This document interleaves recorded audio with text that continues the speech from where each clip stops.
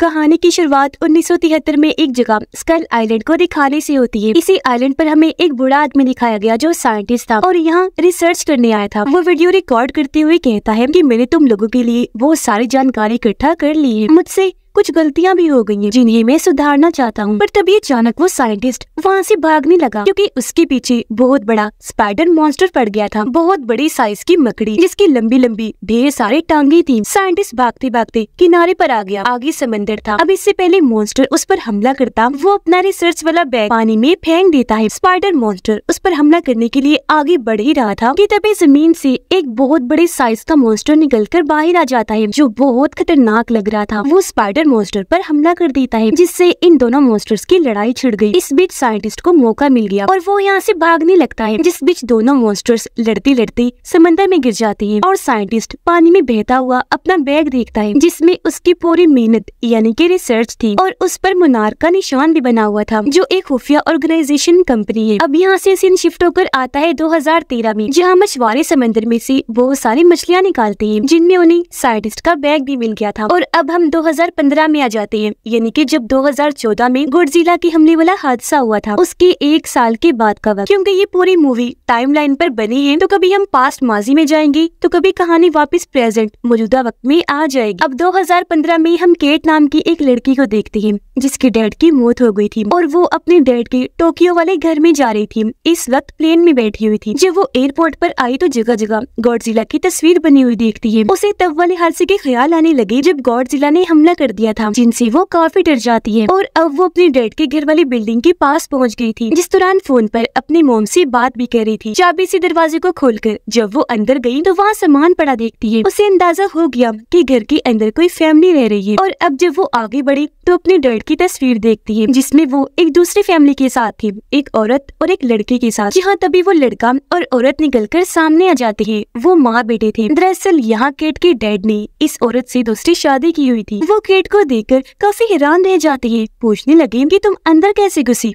वो बताती है कि चाबी खोलकर अंदर आई हूँ क्योंकि ये मेरे डैड का घर है। जो सुनकर औरत और उसका बेटा काफी हैरान रह जाते हैं। उस लड़के यानी केट के सुतीले भाई का नाम केंटारो था। अब हम वापिस से पास्ट का सीन देखते हैं 1959 का, जहाँ वही साइंटिस्ट दिखाया गया जिसे हमने शुरुआत में देखा था, पर यहाँ वो जवान था। उसके साथ उसकी डॉक्टर दोस्त जा रही थी जिसका नाम काइको था। इन दोनों की हिफाजत करने के लिए यहाँ एक आर्मी ऑफिसर भी था। दरअसल ये सब रेडिएशन शॉक का पता लगवाने के लिए एक जगह पर जा रहे थे। यहाँ पता चला कि ये साइंटिस्ट केट और केंटारो के दादा हैं। ये एक जगह पर उतरकर रेडिएशन का पता करने वाली मशीन्स भी निकाल लेते हैं और उन खतरनाक रेडिएशन शॉक से बचने के लिए इन्होंने चेहरों पर मास्क भी पहन लिए थे। जंगल में ये जब आगे बढ़ रहे थे तो इन्हें वहाँ एक लड़का दिखता है। ये भी डर गए और लड़का भी, इसीलिए एक दूसरे पर गन तान लेते हैं। लेकिन काइको लड़की को समझाती है कि शांत हो जाओ, हम तुम्हें कोई नुकसान नहीं पहुंचाएंगे बल्कि हम तुम्हारी मदद कर सकते हैं। जो सुनकर वो लड़का गन नीचे कर लेता है। उन्हें बताने लगा कि इस जंगल में काफी अजीब चीजें पाई जाती है, इसीलिए तुमसे पहले भी बहुत सारे लोग यहाँ आ चुके हैं। काइको पूछती है कि ऐसा क्या है इस जगह पर। वो लड़का बताता है कि पास ही में एक खाली शहर है और हम जैसे लोगों का मानना है कि उस शहर से हेल यानी जहन्नुम में जाने का रास्ता है। लड़का उन्हें शहर जाने का रास्ता दिखाकर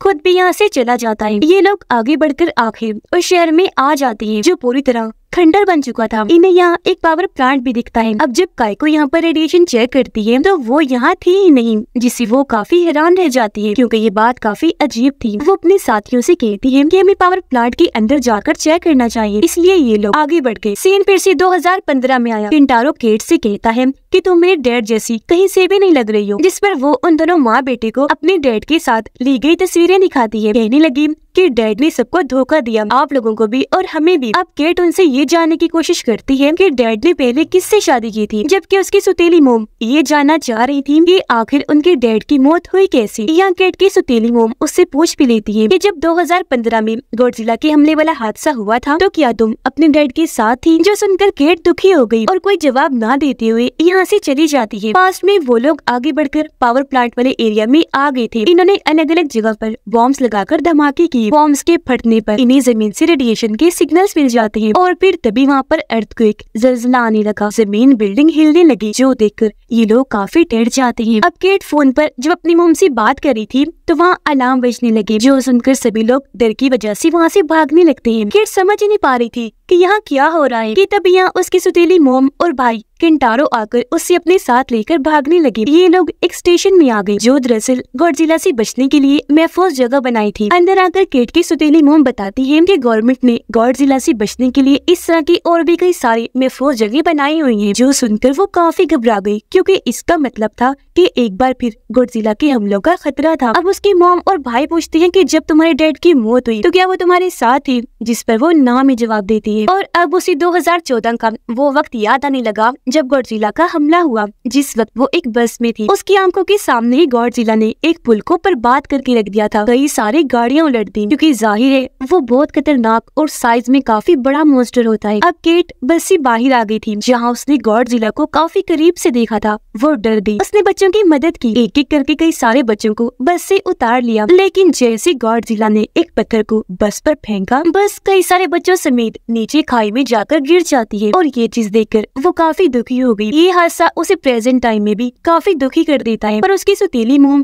केट को संभालती है। पास में वो तीनों एक खंडर बिल्डिंग में आ पहुंचती हैं। नीचे इन्हें बहुत सारे बड़े बड़े अंडे दिखाई दिए गए थे जो किसी खतरनाक मॉन्स्टर की लग रही थी। अब काइको का दोस्त साइंटिस्ट कहता है कि हमें नीचे जाकर अंडों के सैंपल लेने चाहिए, पर ऑफिसर ने मना कर दिया जो उनकी हिफाजत करने आया था। कहता है कि नीचे जाना खतरे से खाली नहीं होगा क्योंकि वहाँ वो मॉन्स्टर भी हो सकता है जिसके ये अंडे हैं। वो बातें कर ही रही थी कि तभी काइको वहाँ लटक गई। कहती है कि नीचे मैं जाऊंगी। इसे भी ऑफिसर मना करता है, पर उसने कहा कि तुम फिक्र ना करो, मैं बस 5 मिनट तक वापस आ जाऊंगी। वो मान गया। कहता है ठीक है, लेकिन मैं भी तुम्हारे साथ नीचे जाऊंगा। अब बिल्डिंग में सेफ अलार्म बज गया, यानी कि सब कुछ महफूज है, कोई खतरा नहीं है। इसलिए सब लोग वहाँ से बाहर आ जाते हैं। केट का भाई और स्टेप मॉम उसे अपने साथ चलने का कहती है, पर उसने मना कर दिया और वो यहाँ से जाने लगती है। केंटारो उसे कहता है कि मैं जानता हूँ कि डैड की काफी राज थी, इसलिए तुम डैड के बारे में जानकारी इकट्ठा करना चाहती हो, पर इसके लिए हमें डैड के ऑफिस जाना होगा, चलो मेरे साथ। जिस पर केट मान गई और ये दोनों अपने डैड के ऑफिस आ जाते हैं। पर केट को इधर कोई काम की चीज नहीं मिलती, लेकिन उसकी नजर दीवार पर लगे नक्शे पर जाती है। नक्शे को जैसे हटाया गया उसके पीछे एक लॉकर था जिसे खोलने के लिए पासवर्ड की जरूरत थी। अब केट अपनी मॉम की, केंटारो और उसकी मॉम की पैदा होने की डेट बारी बारी लॉकर में लगाती है, पर ये पासवर्ड गलत था,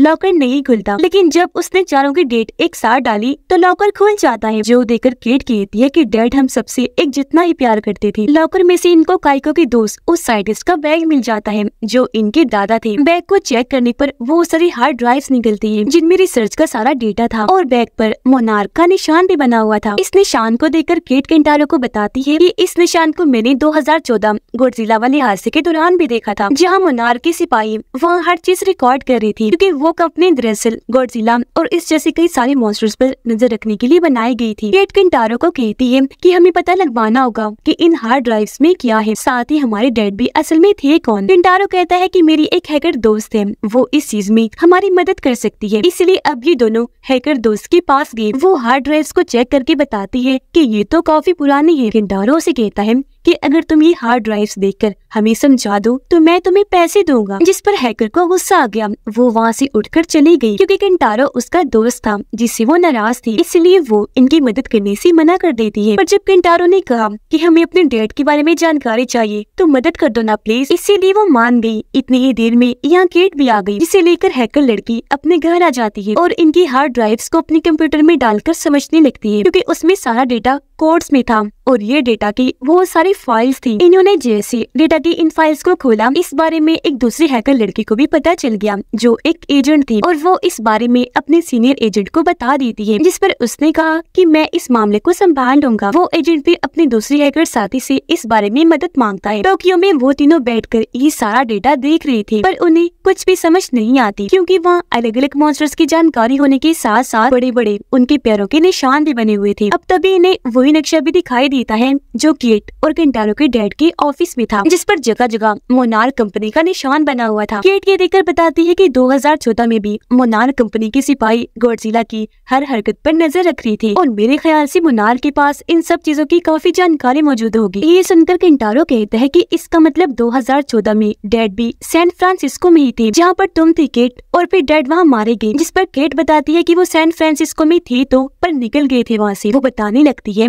कि गॉडजिला के हमले के बाद मैंने डैड से राब्ता करने की कोशिश की, लेकिन वो खुद ही मुझसे मिलने आ गई। उन्होंने मुझे एक खत देते हुए कहा कि मुझे यहाँ से निकलना है, तुम ये खत लो और अपनी मोम को लेकर निकल जाओ। उस टाइम केट घबरा गई कहती है कि मेरी मॉम बीमार है, आप हमें ऐसे छोड़कर नहीं जा सकते, कोई ख्याल है हमारा। उसके डैड कहते हैं कि मैं तुम दोनों से बहुत प्यार करता हूँ, पर अब से तुम्हें खुद ही अपनी मॉम का ख्याल रखना होगा। जो कहकर वो यहाँ से निकल गई थी और मुझे बहुत दुख हुआ। प्रेजेंट टाइम में भी वो ये बात बताते हुए काफी दुखी हो जाती है। आगे बताती है कि फिर हमें अलास्का से फोन आया था कि तुम्हारे डैड का प्लेन तूफान में कहीं गायब हो गया है। अब तभी इन्हें डेटा में एक तस्वीर मिलती है जिसमें एक काफी बड़े मॉन्स्टर की पंजे के अंदर काइको खड़ी थी। केट बताती है कि ये मेरी दादी है, पर समझ नहीं आ रही कि ये इधर क्या कर रही है। पास्ट में काइको और ऑफिसर रस्सियों के सहारे नीचे आ जाते हैं जहाँ मॉन्स्टर के अंडे पड़े थे। काइको अंडों में से डीएनए सैंपल ले रही थी कि तभी वहाँ अर्थक्वेक आने लगा, जमीन फटना शुरू हो गई और इसी के साथ उन अंडों में से मॉन्स्टर्स निकलकर बाहर आने लगते हैं, जिन्हें देखकर ऑफिसर और काइको वहाँ से भागने लगे, पर मॉन्स्टर के बच्चे उनके पीछे पड़ गए थे। ये दोनों जैसी तैसी रस्सी पर लटक गई ऊपर चढ़ने लगती है, जहाँ साइंटिस्ट साथी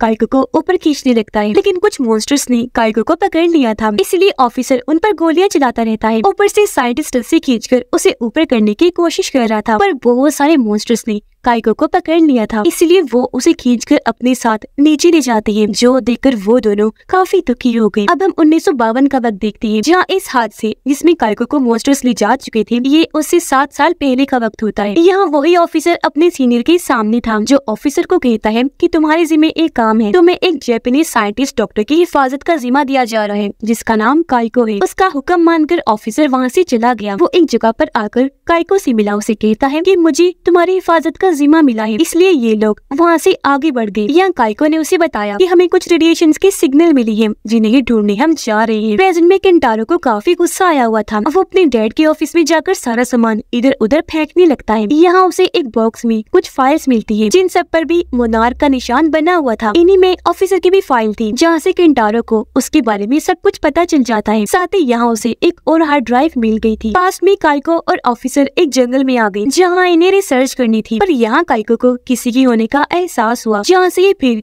साइंटिस्ट निकलकर बाहर आता है। उस पर ऑफिसर ने गन तान ली, पर जब उसने कहा कि मैं साइंटिस्ट हूँ तो ऑफिसर गन नीचे कर लेता है और इस तरह ये तीनों यहाँ मिले थे। इधर साइंटिस्ट ने बताया कि मैं यहाँ सच्चाई का पता लगवाने आया हूँ। 2015 में केट वापस जाने के लिए जब एयरपोर्ट पर आई तो तभी यहाँ वही एजेंट भी आ गया, जिनको पता चल गया था कि इन लोगों ने हार्ड ड्राइव का डेटा खोला है। वो यहाँ केट को धमकाता है कि हमें मोनार्क के बारे में सारी जानकारी दे दो, वरना तुम्हारी जान खतरे में पड़ सकती है। ये सुनकर केट जानकारी देने के लिए मान गई, पर जैसे उसे मौका मिला वो उस एजेंट को मोबाइल मारकर वहाँ से भाग जाती है, लेकिन तभी उसे एजेंट की साथी पकड़ लेती है और अब ये दोनों केट को गाड़ी में बिठाकर आगे बढ़ जाते हैं। एजेंट ने केट के मुंह पर कपड़ा डाल दिया था, जिस वजह से वो काफी डर गई, जोर जोर से हिलने लगती है। ऐसे गाड़ी भी काबू हो गई और काफी बुरा एक्सीडेंट हो गया, जिस बीच मौका पाकर जल्दी से केट उतरी और यहाँ से भाग जाती है। केंटारो फिर से अपनी हैकर दोस्त के पास आया, उसे हार्ड ड्राइव देते हुए कहता है कि तुम्हें इसे भी समझना होगा। वो हार्ड ड्राइव लेकर दरवाजा बंद कर लेती है और अंदर आकर मोनार्क की सारी खुफिया जानकारी इकट्ठा करने लगती है और उन्हें समझने लगी। केंटारो घर आ गया, जहाँ उसकी मोम अपनी फैमिली की तस्वीरें लेकर बैठी हुई थी, जिन तस्वीरों में उसे ऑफिसर की भी तस्वीर मिल जाती है। 1952 में साइंटिस्ट उन दोनों को बताता है कि मैं यहाँ पर काफी टाइम से हूँ, मैंने पता लगवाया है कि यहाँ आसपास एक अजीब सा ड्रैगन है जिसके मुंह से रेडिएशंस निकलती है और मेरे ख्याल से उन्हीं के सिग्नल्स की वजह से तुम यहाँ आए हो। ये बातें सुनकर ऑफिसर उसे कहता है कि तुम्हारी बातें बिल्कुल तुम्हारी ही तरह बकवास है, इसलिए अब तुम उठो और जाओ यहाँ से। जो सुनकर काइको ऑफिसर को कहती है कि ये हमारे रिसर्च में काम आ सकता है, इसीलिए अगर तुम जाना चाहते हो तो जा सकते हो, मुझे किसी हिफाजत की जरूरत नहीं है। जिस पर ऑफिसर भी उसे अलविदा कहता है और यहाँ से निकल गया और तब काइको और साइंटिस्ट भी वहाँ से आगे बढ़ जाते हैं। जिस बीच साइंटिस्ट उसे बताता है कि मेरा काम अलग अलग मॉन्स्टर्स के बारे में पता लगवाना है। सभी मॉन्स्टर्स एक ही रास्ते से गुजरते हैं, जिस रास्ते पर मैंने रिसर्च करके एक नक्शा बनाया है। तब वो नक्शा काइको को दिखाता है, जबकि वो उसे रेडिएशन का चार्ट दिखाती है। दोनों को जब मिलाया तो वो आपस में मिलकर पूरे हो गए, यानी एक पूरा नक्शा बन गया था, जिसे देखकर दोनों ही काफी चौंक जाते हैं। और अब साइंटिस्ट काइको को उस नक्शे के मुताबिक आगे लेकर चला जाता है, जहाँ इन्हें नेवी का एक शिप तबाह हुआ नजर आ जाता है, जिसमें इस साइंटिस्ट ने भी सफर किया था, पर वो जिंदा बचने वाला अकेला इंसान था। उधर केट हैकर लड़की के घर पहुँच गयी। वो जब आगे बढ़ रही थी तो हैकर लड़की चुपके से उसका हाथ पकड़ के साइड में कर लेती है, क्योंकि यहाँ वो एजेंट्स घुस आए थे और हैकर के कंप्यूटर्स को चेक कर रही थी, इसलिए ये दोनों लड़कियां चुपचाप यहाँ से जाने लगती है। केंटारो जब अपनी मॉम के साथ बैठा हुआ था तो तभी उसकी हैकर दोस्त का इमरजेंसी मैसेज आता है कि घर से निकलो, जिसके साथ ही घर के दरवाजे की बेल भी बजी। केंटारो जब जाकर चेक करता है तो वहाँ वही एजेंट्स थे जो अब अंदर घुस आते हैं। वो केंटारो को कहती है कि हमें उस साइंटिस्ट का बैग और फाइल्स दे दो। तब केंटारो की मॉम भी कहती है कि बेटा अंदर जाओ और फाइल्स ला कर दो इन्हें। उसने केंटारो को इशारा कर दिया था। केंटारो जब वहाँ से गया तो एजेंट आसपास देखने लगा, जहाँ उसे केंटारो की डैड की तस्वीर देखकर काफी हैरत हुई। जबकि अंदर जाकर केंटारो दूसरी साइड से भाग गया था। हालांकि एजेंट भी पीछा करता है लेकिन उसके हाथ सिर्फ खाली बैग ही लगता है। 1952 में काइको और साइंटिस्ट शिप के अंदर चले गए थे, जहाँ दोनों अलग अलग जाकर तलाशी लेने लगते हैं। यहाँ काइको को अजीब तरह की आवाजें आने लगती हैं, जबकि साइंटिस्ट एक जगह पर आकर कुछ ढूंढने लगता है। यहाँ तभी काइको भी आ गई और बॉक्स पर साइंटिस्ट का नाम देखकर समझ आती है कि ये भी इस शिप में आया था और अब साइंटिस्ट ने भी उसे इस बारे में सब कुछ बता दिया था। वो पूछती है कि तुम यहाँ पर क्या ढूंढ रहे हो, जिस पर उसने जवाब दिया कि सबूत, उम्मीद, क्योंकि मैं ये साबित करना चाहता हूँ कि मैंने जो इस शिप में देखा वो असली था, क्योंकि इस शिप पर से मैं अकेला ही जिंदा बचा था। उधर ऑफिसर जब वापस आ रहा था तो उसे एक जगह पर रेडिएशन मिल जाती है और आसमान पर भी कोई चमकने वाली चीज नजर आती है, जिस वजह से वो वापस आ जाता है। उधर केट और हैकर लड़की घर से निकलकर एक जगह पर आई, जहाँ इन्हें केंटारो भी मिल जाता है। इन्हें अब तक पता चल गया था कि वो एजेंट्स हमारे पीछे उन फाइल्स की वजह से पड़े हुए हैं। तो केंटारो उन्हें बताता है कि इस सिलसिले में एक आदमी हमारी मदद कर सकता है। शिप में दोनों एक जगह पर पहुंच गए, जहाँ मरे हुए लोगों की लाशें बुरी हालत में थी, क्योंकि वो बर्फ में जमे हुए थे, जिनकी हालत देखकर काइको काफी डर जाती है। वो जब यहाँ से बाहर आई तो इन्हें कुछ लिक्विड नजर आता है जो ऊपर से गिर रहा था और ताज़ा था। उसे देखकर काइको कहती है कि हमारे अलावा यहाँ पर कोई और भी है जो बहुत खतरनाक है, जिस वजह से दोनों ही काफी घबरा गए और साइंटिस्ट काइको को लेकर यहाँ से निकल जाता है। वो तीनों अब एक महफूज जगह पर आ गए थे। यहाँ आकर वो उस ऑफिसर से मिलते हैं जो था तो जिंदा ही लेकिन अब बूढ़ा हो चुका था। केंटारो को उसके डैड की वजह से साइंटिस्ट ने पहचान लिया था, जिस वजह से वो काफी खुश हो जाता है। अब ऑफिसर उन तीनों को लेकर बाहर आ गए। पूछते हैं कि आखिर तुमने मुझे ढूंढा कैसे? तब केंटारो बताता है कि मोनार्क की खुफिया फाइल्स में से हमें आपके बारे में पता चला था, क्योंकि वहाँ आपकी फाइल भी थी। यह हैकर लड़की नोटिस करती है कि जगह जगह कैमरास लगे हुए हैं। इस बारे में जब उसने ऑफिसर से पूछा तो वो बताता है कि ये मोनार्क की खुफिया जगह है और यहाँ मुझे बंद करके रखा गया है। ये कहकर उसने अपनी पाँव पर लगी ट्रैकिंग डिवाइस दिखाई, जिसके जरिए उस पर नजर रखी जा रही थी। ये सुनकर तीनों वहाँ से जाने की कोशिश करते हैं, पर ऑफिसर बताता है कि कोई फायदा नहीं, अब तुम्हें मोनार्क कंपनी ने ट्रैक कर लिया है, तुम उसकी नजर में आ गई हो और अब वो तब तक तुम्हारा पीछा नहीं छोड़ेगी जब तक तुमसे वो कोई जानकारी नहीं ले लेती। वो कहती है कि मैं तुम्हारे डैड को ढूंढने में तुम्हारी मदद करूंगा। वो फिर अपनी ट्रैकिंग डिवाइस निकालकर इनके साथ चले जाते हैं। शिप में काइको और साइंटिस्ट पर एक मॉन्स्टर हमला कर देता है, जिस वजह से साइंटिस्ट यहाँ पर फंस गया। अब तभी यहाँ ऑफिसर वापस आ गया जो काइको के साथ मिलकर साइंटिस्ट को बचा लेता है। ये जल्दी से शिप से निकलकर बाहर आ गए। इससे पहले शिप इन पर गिरती, ये ठीक वक्त पर वहाँ से निकलकर भाग जाते हैं और अब शिप में से वही मॉन्स्टर निकलकर बाहर आता है जो इन पर हमला कर देता है, लेकिन ये गड्ढे में कूदकर अपनी जान बचा लेते हैं। अब जब ये उस मॉन्स्टर को देखते हैं तो पता चला कि ये ड्रैगन मॉन्स्टर है जो बहुत खतरनाक है। इसे देखकर ये लोग काफी डर जाते हैं। जबकि प्रेजेंट में ऑफिसर उन तीनों से बात कर रहा था कि 1 मिनट में अलार्म बजने वाला है, हमें यहाँ से निकलना है तुम्हारे डैड को ढूंढने के लिए। केट ने मना कर दिया कि मैं आपके साथ नहीं जाना चाहती। ऑफिसर कहता है लेकिन मैं फिर भी तुम्हारे डैड को ढूंढूंगा, वो मेरे बेटों जैसा है, साथ ही मेरी फैमिली का बचा हुआ आखिरी इंसान है। तभी अलार्म बज गया और ये चारों जल्दी से उनकी गाड़ी में जाकर बैठ जाते हैं। ऑफिसर गाड़ी चलाकर गेट की तरफ बढ़ने लगा, जिस बीच गार्ड्स ने भी उन्हें रोकने की कोशिश की, पर वो आगे निकल गई। आगे बढ़ने पर उन्हें स्टॉपर से भी रोका गया जो बाहर निकल गए थे। तो अब ऑफिसर यहाँ अपना तेज दिमाग लगाता है। फुल स्पीड में उसने गाड़ी घुमाई, फिर और तेज गाड़ी चलाकर पिछला दरवाजा तोड़कर वहाँ से निकल जाता है। पास में एक बार फिर वो तीनों इन्हीं के काइको, साइंटिस्ट और ऑफिसर एक साथ हो जाते हैं। ऑफिसर इन्हें बताता है कि मैंने जनरल को यहाँ पर बुला लिया है ताकि वो फंडिंग देकर पैसों से हमारी मदद करे जो हमारे रिसर्च में काम आएंगी, क्योंकि अब हम सब चीजों को मजीद छुपा के नहीं रख सकते। जिसके साथ ही यहाँ वो जनरल अपनी आर्मी के साथ आ जाता है। उसे देखकर साइंटिस्ट कहता है कि मुझे इस जनरल पर ज्यादा भरोसा नहीं है। जनरल आगे बढ़कर तीनों से मिला, कहता है कि तुम लोगों ने काफी अच्छा काम किया, अब मैं देखना चाहता हूँ कि तुम लोगों के पास क्या है। वो भी दरअसल मोनार्क के लिए ही काम कर रहा था। अंदर जब ये गए तो जनरल को गॉडजिला का काफी बड़ा पैर का निशान दिखाते हैं। बताने लगे कि ये इंडोनेशिया से मिला है। जनरल पूछता है कि तुम इस जानवर की कोई तस्वीर दिखा सकते हो? ऑफिसर फौरन बोला कि हम तो तुम्हें ये पूरा जानवर भी दिखा सकते हैं। साइंटिस्ट जनरल को कहता है कि अब हमें न्यूक्लियर बॉम्ब, कुछ हथियार और जरूरी सामान वगैरह चाहिए। जनरल कहता है क्यों, ये सब क्यों, आखिर चल क्या रहा है इधर? तभी काइको बताती है कि हमें रेडियो एक्टिव जानवर मिले हैं जो बहुत खतरनाक हैं। ऑफिसर बात बात बढ़ाकर कहता है कि उन्हीं की वजह से रिसर्च के लिए हमें ये बॉम्ब हथियार वगैरह चाहिए, तो आप इनका इंतजाम जल्दी से करवा दीजिए। जिस पर जनरल उनकी बात मानकर वहाँ से चला जाता है और इस वजह से तीनों ही काफी खुश हो जाते हैं। साइंटिस्ट कहता है कि मेरे ख्याल से इस तरह के और भी कई सारे जानवर और मॉन्स्टर्स होंगे जो हमारी जमीन के नीचे छुप के रहते होंगे, तो हमें इस पर और भी काम करना होगा। ऑफिसर कहता है मगर मुझे ऐसा नहीं लगता, क्योंकि हमारी जमीन की सतह बिल्कुल सीधी है, तो इसके नीचे मेरे हिसाब से कोई जानवर नहीं होगा। तब काइको ऑफिसर को कहती है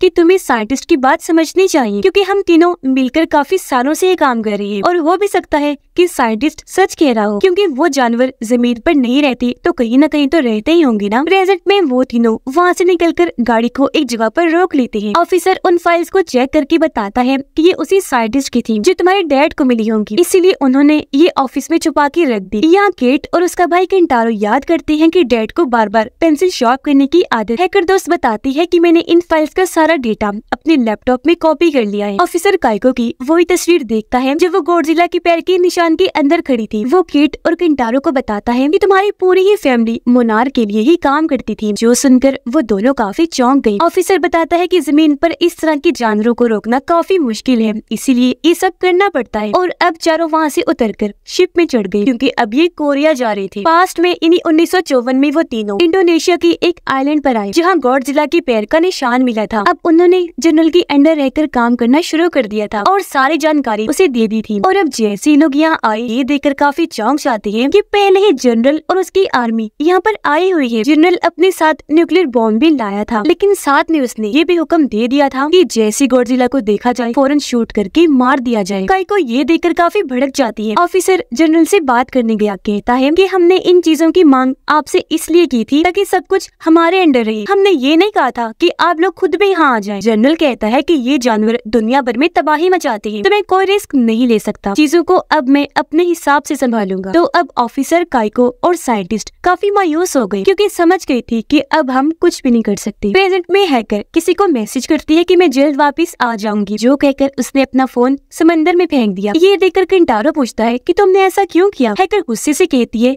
कि तुम लोग चाहते क्या हो, मुझे समझ नहीं आ रही और मुझे तुम में से किसी पर भी भरोसा नहीं है। केंटारो कहता है कि अगर ऐसा है तो तुम जा सकती हो। वो अब और बोलने लगी कि मैंने तो बहुत बड़ी गलती कर दी, अपना सब कुछ दांव पर लगाकर तुम लोगों के साथ आ गई हूँ, ऐसे मेरी जिंदगी खराब भी हो सकती है। जो सुनकर केंटारो नाराज होकर यहाँ से चला जाता है। कुछ देर के बाद ऑफिसर तीनों को कहता है कि अब हमें ये डेटा की फाइल्स फेंकनी होंगी। ये सुनकर केंटारो को गुस्सा आ गया। वो कहता है कि नहीं फेंकनी, क्योंकि ये मेरे डैड के साथ जुड़ी हुई है। साथ ही मुझे ये भी समझ नहीं आ रही कि हम अलास्का की बजाय कोरिया क्यों जा रहे हैं। तब ऑफिसर उसे बताता है क्योंकि मेरे पास पासपोर्ट नहीं है, अलास्का जाने के लिए तो हमें प्लेन चाहिए। कोरिया हम इसलिए जा रहे हैं क्योंकि वहाँ मैं अपने दोस्त की मदद लूंगा। और रही बात इन फाइल्स को फेंकने की, बेशक ये तुम्हारे डैड से जुड़ी हुई है, लेकिन ये डेटा जरूरी है। अगर गलती से भी मुन्नार के हाथों लग गया तो बहुत बुरा होगा। ये बात अब केंटारो भी समझ गया, इसलिए खुद ही फाइल्स को समंदर में फेंक देता है। एक वजह ये भी थी कि लैपटॉप में भी सारी फाइल्स कॉपी हो गई थी। ये लोग जब कोरिया पहुंची तो ऑफिसर को पासपोर्ट चेक करने के लिए बुला लिया गया। वो वहाँ के ऑफिसर को बताते हैं कि हम गलती से अपना पासपोर्ट भूल आए हैं। ये सुनकर गार्ड्स ने उन्हें पकड़ लिया, साथ में उन तीनों को भी, जिन्हें अब एक गार्ड गिरफ्तार करके गाड़ी में बिठाकर ले जाने लगा। पर तब ये गार्ड आकर उस वाले गार्ड को मारकर बेहोश कर देता है, क्योंकि ये वाला गार्ड असल में ऑफिसर का दोस्त था। वो अब ऑफिसर से मिलता है और इनको गाड़ी में बिठाकर वहाँ से ले जाता है। अब एजेंट और उसकी साथी के पास मोनार्क से उनकी बॉस आई,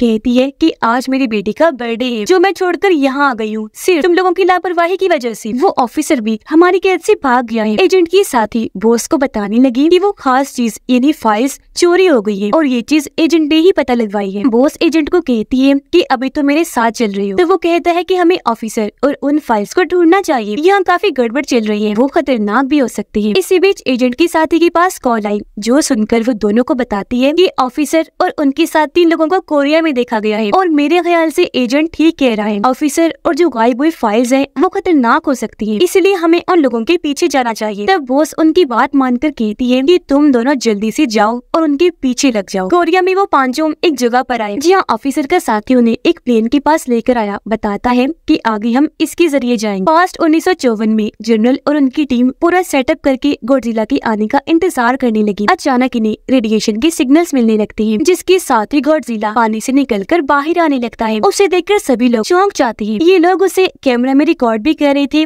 और खुद भी देख रहे थे कि ये कितना बड़ा है। जनरल ऑर्डर देता है कि गॉडजिला को मार दो। जो सुनकर काइको को बुरा लगा, वो इन्हें रोकने के लिए आगे बढ़ी, पर उसी ऑफिसर पकड़ लेता है और अब वो लोग न्यूक्लियर बॉम्ब से गॉडजिला को शूट कर देते हैं। वहाँ काफी बड़ा धमाका हुआ, जिसके साथ ही गॉडजिला मारा जाता है और इस चीज से काइको काफी दुखी हो गई, फूट फूट कर रोने लगती है। प्रेजेंट में वो लोग प्लेन में बैठकर आगे बढ़ गई। रहकर बताती है कि मैंने फाइल्स को चेक किया है, जहाँ मुझे कुछ और डेटा मिला है। ये दरअसल केट और केंटारो की डेट की रिसर्च का डेटा था, जिसमें इन्हें अलास्का साथ ही कुछ और मुल्कों की कोऑर्डिनेट्स एक तरह के सिग्नल मिलते हैं। तब केट बताती है कि डैड का प्लेन भी तभी गायब हुआ था जब वो अलास्का जा रहे थे। ऑफिसर कहने लगा कि ये शायद उसी जगह के कोऑर्डिनेट्स हैं, जरूर यही उसका प्लेन गायब हुआ होगा। पास में गॉडजिला के मरने पर जब कायरो दुखी थी तो यहाँ साइंटिस्ट आकर उसे संभालता है। ऑफिसर भी आ गया, उन्हें बताता है कि जनरल ने फंडिंग देने से तो मना कर दिया है, पर उन्होंने मुझे एक खाली चेक दिया और कहा है कि अब से तुम अपनी मर्जी से अपने हिसाब से काम करो और दुनिया भर से इस तरह के जानवर लेकर आओ, जिसके बदले तुम्हें मुंह मांगे पैसे दिए जाएंगे। साथ ही ये चीज सिर्फ मोनार्क के अंडर ही रहेगी, यानी कि सारी जानकारी सिर्फ उन्हें ही पता होगी, पूरी दुनिया से छुपा दी जाएगी। जिस पर काइको कहती है कि ऐसा नहीं हो सकता कि हम सारी जानकारी एक दूसरे को ही बताएं और मोनार्क से छुपा के रखें। जो आइडिया दोनों को ही पसंद आया, वो फैसला करते हैं कि हम काम तो मोनार्क के अंडर ही करेंगे, पर जरूरी जानकारियाँ उन्हें नहीं बताएंगे। और अब ये तीनों काफी खुश हो गयी, क्योंकि इन्हें एक दूसरे पर भरोसा था। प्रेजेंट में ऑफिसर का दोस्त केट को बताता है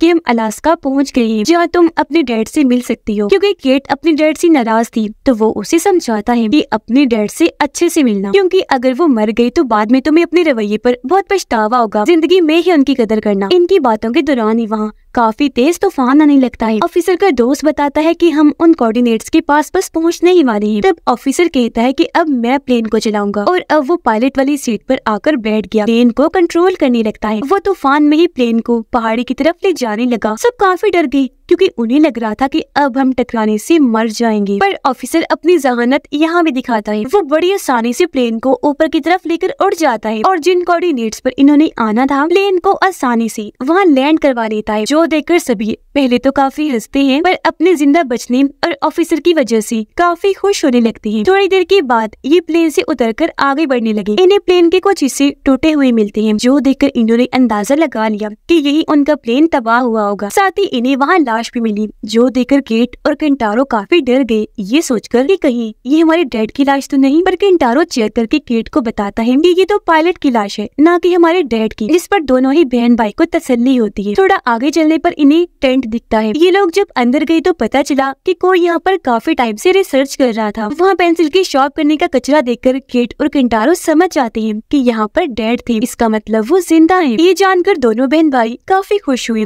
गले से लग जाते हैं, और यहाँ पहली बार दोनों बहन भाई एक दूसरे से मिलते हैं। ऑफिसर का साथी भाई प्लेन पर मॉन्स्टर के पंजों के बड़े बड़े निशान देखता है, जिससे वो डर गया। उनको वहाँ से भागने का कहता है, क्योंकि समझ गया था कि यहाँ कोई खतरनाक मॉन्स्टर है। ऑफिसर के साथी ने प्लेन स्टार्ट किया, सारे लोग उनकी तरफ भागने लगे, लेकिन तभी जमीन से बहुत बड़ा बर्फ का मॉन्स्टर निकलकर बाहर आता है। उसने प्लेन पर हमला कर दिया, प्लेन को उठाकर फेंका, जिससे वो तबाह हो गया। और अब मॉन्स्टर फूंक मारकर प्लेन साथ में ऑफिसर के साथी को भी जमा देता है। ये चीज दूर खड़े होकर ऑफिसर और वो तीनों देख रहे थे, काफी डर जाते हैं, क्योंकि ये मॉन्स्टर बहुत खतरनाक लग रहा था। इसका अजीब सा ही मुंह था, और अब वो जोर जोर से दौड़ने लगा। प्रेजेंट टाइम 2015 में एक अकेली लड़की वीरान जगह पर लेटी हुई थी। दरअसल वो भी यहाँ रिसर्च करने आई थी, वो नार की ही वर्कर थी। अचानक उसे वैन में पड़ी डिवाइस में से आवाजें आने लगी। उसने जब चेक किया तो वहाँ मॉन्स्टर के सिग्नल्स थे, इसलिए वो रेडियो के जरिए फौरन मोनार्क में मैसेज भेजती है कि मैं जिस एरिया में हूँ यहाँ मॉन्स्टर के सिग्नल्स मिले हैं। उधर बर्फ के मॉन्स्टर ने ऑफिसर के साथी को मार दिया होता है, और अब वो उन पर भी हमला कर देता है। प्लेन को टुकड़ों में तोड़कर उन लोगों की तरफ फेंकने लगा। अब इनके पीछे बढ़ जाता है, तो सारे लोग जल्दी से वहाँ से भागने लगते हैं। केंटारो यहाँ फ्लेयर गन उठाकर मॉन्स्टर पर हमला करने की कोशिश करता है, लेकिन बदकिस्मती से निशाना चूक गया, इसीलिए अब केंटारो भी भागने लगा, और ये सब पास बने केव गार में आकर छुप जाते हैं। मॉन्स्टर अब इस केव के ऊपर चढ़ जाता है। उसके भारी कदमों की वजह से केव बर्फ टूटने लगी, जिससे हैकर लड़की का पैर फिसला। वो वहाँ गिर गई, उसका पैर बर्फ में अटक जाता है, जिसकी ये लोग मदद करते हैं। मिलकर उसका पैर वहाँ से निकालने लगे। अब ये लोग जैसे ही खामोश हुए, मॉन्स्टर वहाँ से चला जाता है। हैकर बोलने लगी कि मेरे पैर में बहुत दर्द हो रही है, जिस पर ऑफिसर उसे कहता है कि चुप, शांत हो जाओ, वरना मॉन्स्टर दोबारा आ जाएगा। कुछ देर बाद ये केव से बाहर आ गई, जहाँ हैकर केंटारो पर गुस्सा करके कहने लगी कि मुझे तुम लोगों के साथ आना ही नहीं चाहिए था। फिर अब हमें 1 साल पहले का वक्त दिखाया जाता है, जिसमें एक जगह पर आर्ट कला को बनाई जाने वाली मशीन्स पड़ी हुई थी। इन मशीन्स में आप कोई भी चीज बना सकते थे, और ये आर्ट कला केंटारो ने बनाई होती है, क्योंकि वो एक आर्टिस्ट होता है। जहाँ उसकी बॉस भी काफी तारीफ करती है, कहने लगी कि आज की एग्जीबिशन नुमाइश में ये चीज सबको काफी पसंद आएगी, इससे तुम्हें काफी फायदा हो सकता है, तुम आगे जा सकते हो, बस 2 घंटे तक तुम्हारा एग्जीबिशन शुरू हो जाएगा। केंटारो की मॉम भी उसकी एग्जीबिशन का पोस्टर देखकर काफी खुश हुई। वो केंटारो को कहती है कि मुझे और तुम्हारे डैड को तुम पर बहुत नाज है, साथ ही तारीफ करते हुए कहती है कि मेरा बेटा बहुत आगे जाएगा। जो सुनकर वो खुश होते हुए बाहर आ जाता है, जहाँ वो अपने एग्जीबिशन की पोस्टर की तस्वीर बनाने लगता है। जिस बीच सामने से वही हैकर गुजर रही थी, वो रुककर केंटारो को कहती है कि तुमने शायद मेरी तस्वीर बनाई है। वो जवाब देता है कि मैं सिर्फ अपने पोस्टर की तस्वीर बना रहा था, लेकिन बीच में तुम आ गई। हैकर कहता है आप लेकिन तस्वीर में बहुत प्यारी लग रही हो, अच्छा ड्रिंक करने चले, कोई शराब पीने? हैकर ने जवाब दिया चली तो जाऊं, पर तुम अपने एग्जीबिशन शो में लेट हो जाओगी। केंटारो ने कहा कि मैं एग्जीबिशन की थोड़ी देर बाद आ जाऊंगा। अब प्रेजेंट में सब आगे बढ़ रही थी। ऑफिसर उन्हें बताता है कि ये मॉन्स्टर काफी खतरनाक होते हैं। केट ऑफिसर को कहती है कि अभी इतनी ठंड नहीं है, पर जब सर्दी बढ़ेगी तो कोई सामान जगह न होने से ठंड की वजह से हम मारे जाएंगे, तो हम क्या आपकी दोस्त का सामान इस्तेमाल कर सकते हैं? केंटारो कहता है कि मैंने इस जगह की राइट साइड पर 2 घरों जैसी जगह देखी थी। ऑफिसर दोनों लड़कियों से पूछता है कि तुम दोनों ने देखी थी वो जगह, जिस पर दोनों ने मना कर दिया। ऑफिसर केंटारो को कहता है कि वहाँ कोई घर वर नहीं होंगे, तुम्हें बस वहम हुआ होगा। पास में वो दोनों एक क्लब में आकर शराब पीने लगे, यहाँ एक दूसरे को अपने अपने बारे में बताने लगे।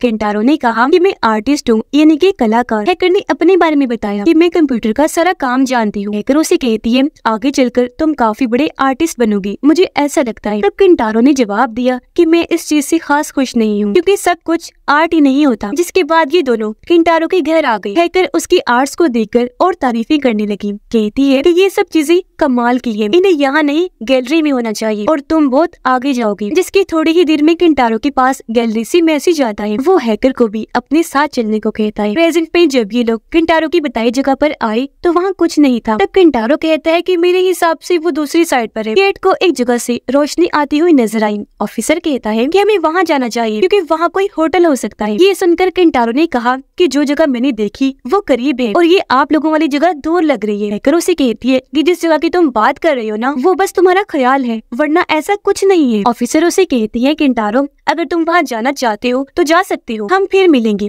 अपना ख्याल रखना। ये सुनकर केंटारो मान गया। इन्हें अलविदा कहकर वहाँ से निकल जाता है। उसे चलते चलते ही रात हो गई। एक जगह पर वो जैसे ही आया, यहाँ तूफान आने लगा। साथ में उसके डैड की आवाज भी आ रही थी, जो केंटारो को कह रही थी कि तुम्हें यहाँ आना ही नहीं चाहिए था। केंटारो देखता है कि उसकी बोतल में जो पानी था, ठंड की वजह से वो भी फ्रीज होकर जमकर बर्फ बन गया है, जिसकी थोड़ी ही देर में वो भी वहीं गिरकर बेहोश हो जाता है। उधर वो तीनों आगे बढ़कर एक जगह पर आए, जहाँ से भी उन्हें वो रोशनी दूर लग रही थी। ऑफिसर कहता है कि ऐसी जगहों पर अक्सर हमें चीजें करीब होने के ख्याल आते रहती हैं, साथ ही इमेजिनेशंस भी होती रहती हैं। ऐसे ख्याल आते हैं जैसा कुछ असल में होता ही नहीं, और अगर ऐसे ही चलता रहा हम ठंड में मारे जाएंगे। केंटारो को जब होश आई तो उसे फिर से ख्याल आया, जिसमें वो हैकर को अपने साथ लेटा हुआ देखता है कि हम दोनों खूबसूरत आसमान को देख रहे हैं। ऐसा दरअसल पास्ट में तब हुआ था जब ये दोनों केंटारो के घर पर थे, बेड पर लेटकर आसमान की खूबसूरती को देख रहे थे। जाते जाते दोनों ने एक दूसरे को अपने अपने नंबर दिए। हैकर के पास उसकी बहन की कॉल आई, लेकिन हैकर ने उसे ये कहकर फोन कट कर दिया कि मैं तुमसे बहुत प्यार करती हूँ, जब मैं वापस आऊंगी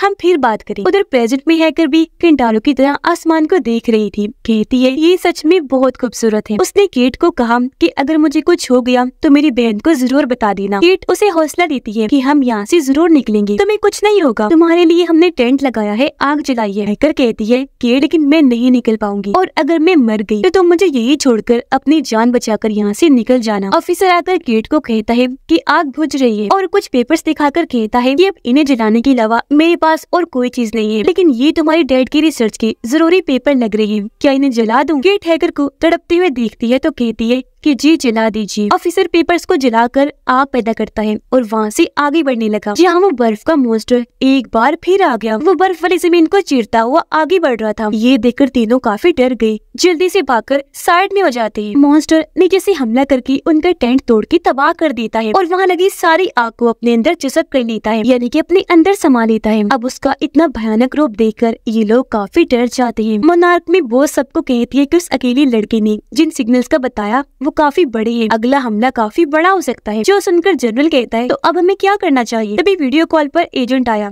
कहता है इस सब के लिए हमारे पास साइंटिस्ट यानी केंटारो के साथी की रिसर्च होनी चाहिए। मोनार्क में सबको मॉन्स्टर्स के बारे में जानकारी लाजमी होनी चाहिए, जो चीज तभी मुमकिन है जब हमारे पास साइंटिस्ट की रिसर्च होगी। उधर ऑफिसर कहता है कि हम एक जगह पर आग लगाएंगे और जब मॉन्स्टर हम पर हमला करने के लिए आएगा तो हम दूसरी साइड पर भाग जाएंगे। इस तरह हम आसानी से मॉन्स्टर को चकमा देकर भाग जाएंगे, क्योंकि वो मॉन्स्टर ज्यादातर आग की तरफ बढ़ता है। यहाँ हैकर को भी ख्याल आने लगी, उसे मरे हुए लोगों की लाशें पड़ी हुई दिखती है। उधर केंटारो जब आगे बढ़ रहा था तो उसे अपनी डैड की आवाज सुनाई देती है, जिसके साथ ही सामने उसे अपनी डैड नजर आई, पर वो उसके पास से होकर गुजर गई। केंटारो को भी अंदाजा हो गया था कि ये मेरा ख्याल है, जिस वजह से वो काफी दुखी हो जाता है। नीचे उसे पेंसिल तराश का कचरा मिलता है जो काफी ज्यादा था। उसका पीछा करते करते आगे बढ़ता रहता है, जहाँ उसके सामने उसकी एग्जीबिशन वाला होटल था, लेकिन ये असल में वो छोटे छोटे दो घर थे जो इसने पहले भी देखे थे। होटल उसे बस अपने ख्याल में नजर आ रहा था और अब केंटारो उठकर होटल के अंदर चला गया। ये उसकी एग्जीबिशन वाली जगह थी जहाँ उसकी आर्ट वाली मशीन्स पड़ी हुई थी और अब उसे आर्ट में अपनी डैड दिखते हैं, जिसके साथ ही पीछे से उसके डैड आ गए जो उसका ख्याल ही था। केंटारो उनसे कहता है कि मैंने अपने आर्ट बेचे नहीं थे, जिस वजह से मेरी बॉस ने मुझे जॉब से निकाल दिया। आपने तो कहा था कि मैं बहुत टैलेंटेड और सहीन हूँ, लेकिन इस तरह मैंने आपको मायूस किया। साथ ही मैं आपको ढूंढ भी नहीं पाया, ये भी नहीं जानता कि आप जिंदा हैं या मर गए हैं। उसके डैड कहते हैं कि मैं तुमसे बहुत प्यार करता हूँ बेटा, मुझे तुम पर बहुत नाज है। तुमने जो आर्ट बनाया वो मुझे और सारी दुनिया को बहुत पसंद है। अब जब केंटारो ख्याल से बाहर आया तो घर के अंदर उसे रेडियो और पेंसिल तराश का कचरा मिलता है, जिससे वो समझ गया कि डैड यही थे और ये उनका काम है। तो अब वो यहाँ का रेडियो इस्तेमाल करके मदद मंगवाता है। ऑफिसर उधर पेट्रोल डालकर आग लगाने की तैयारी कर रहे थे, लेकिन एकदम नीचे से आकर मॉन्स्टर ने हमला कर दिया, जिससे ऑफिसर वहीं गिर जाता है और ये देखकर केट और हैकर वहाँ से भागने लगती है। मॉन्स्टर उनके पीछे बढ़ जाता है। इस बीच उनके सामने एक हेलीकॉप्टर था जिसकी तरफ वो भागने लगी, पर हैकर नीचे गिर गई। मॉन्स्टर ने जैसे उस पर फूंक मारी, उसने अपना बैग आगे कर दिया, जिससे बैग फ्रीज हो गया और इस तरह हैकर फ्रीज होने से बच जाती है। उन दोनों को मुसीबत में देखकर ऑफिसर काफी बड़ा धमाका करता है और अब जैसे मॉन्स्टर का ध्यान आग की तरफ गया वो उस तरफ भागने लगता है। ऑफिसर जब उठा तो देखता है कि किस तरह वो मॉन्स्टर आग को अपने अंदर समा रहा है और अब वो भी वहाँ से भागकर हेलीकॉप्टर की तरफ बढ़ने लगा। हेलीकॉप्टर में और कोई नहीं बल्कि केंटारो था। वो इनको एक एक करके अंदर करने लगा। मॉन्स्टर जो अब तक इनको देख चुका था